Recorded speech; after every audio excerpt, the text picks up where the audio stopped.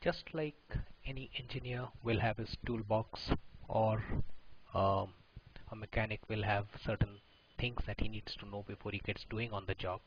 Similarly, there are a few essential prerequisites for every salesperson as well. Now,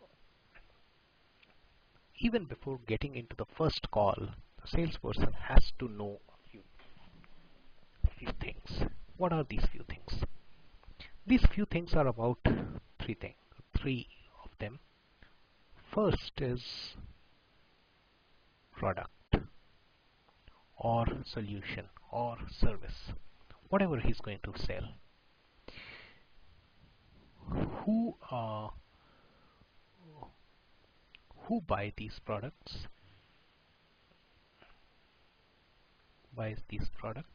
or these solutions? What need does it satisfy?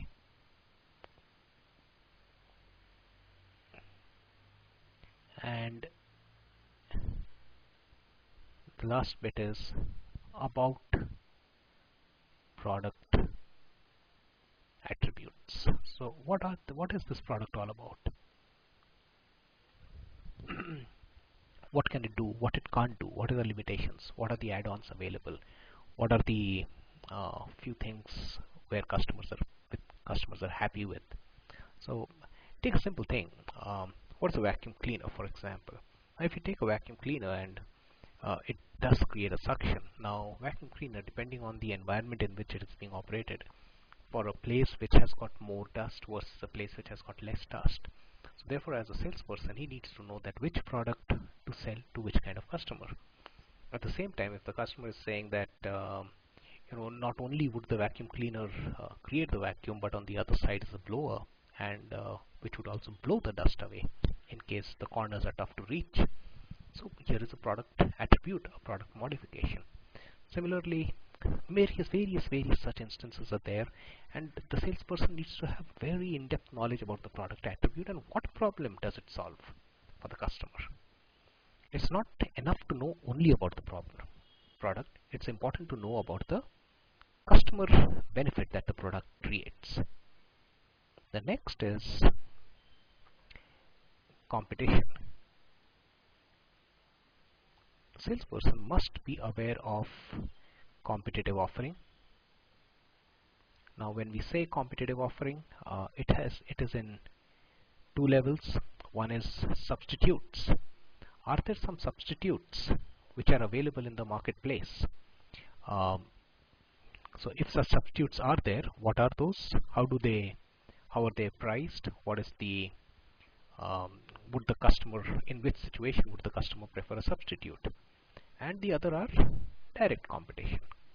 We know, for example, if you look at the cell phone markets,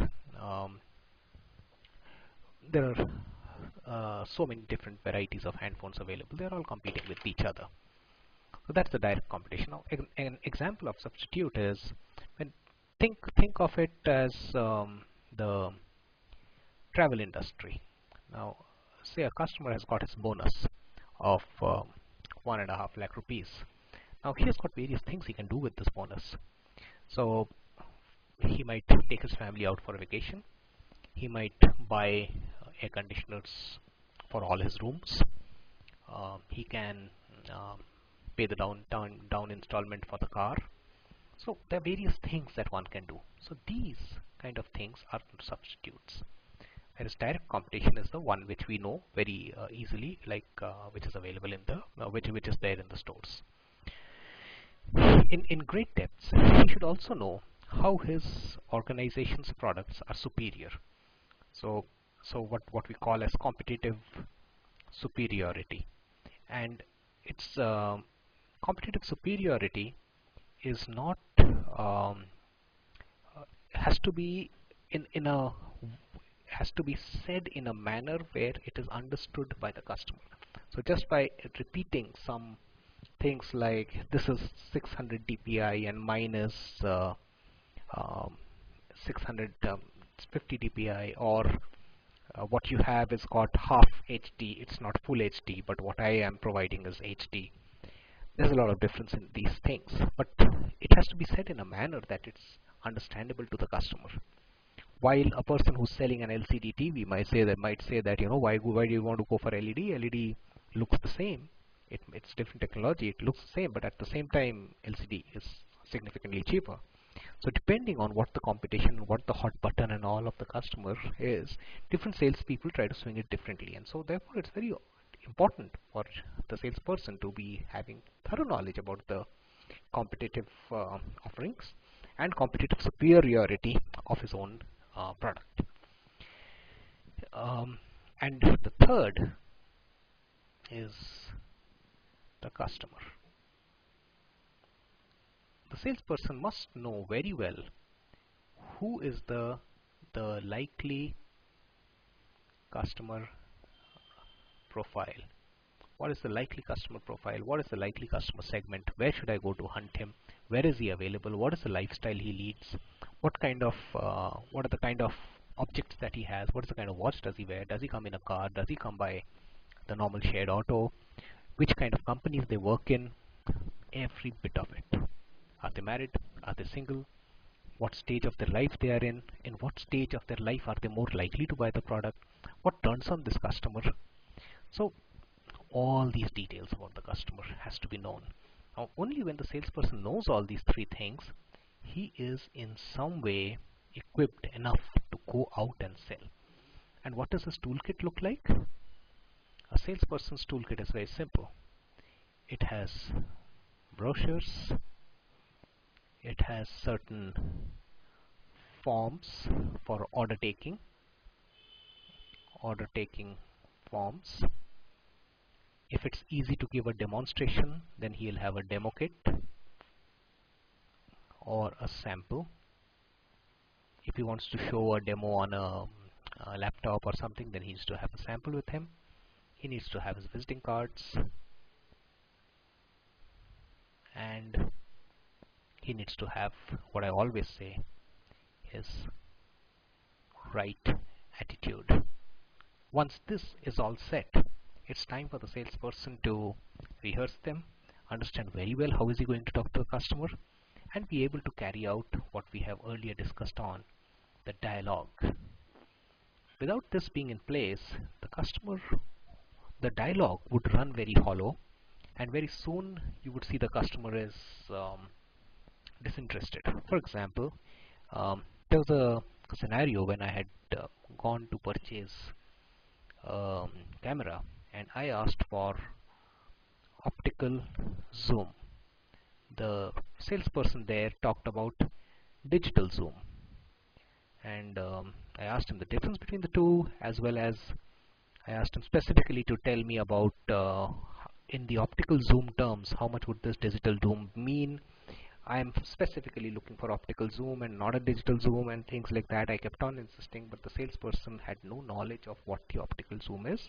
He had just memorized about the product and the product features, and he kept on telling me about the digital zoom but not the optical zoom.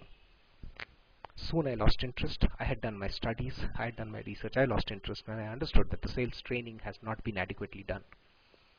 So it's very critical to understand one thing, that the salesperson's profile and his family background can be very different from the customer's profile and the family background. However, when you are trying to sell a product or solution for the customer, the salesperson must understand the customer aspect of it much better. So and not push and not provide incorrect um, answers or explanations.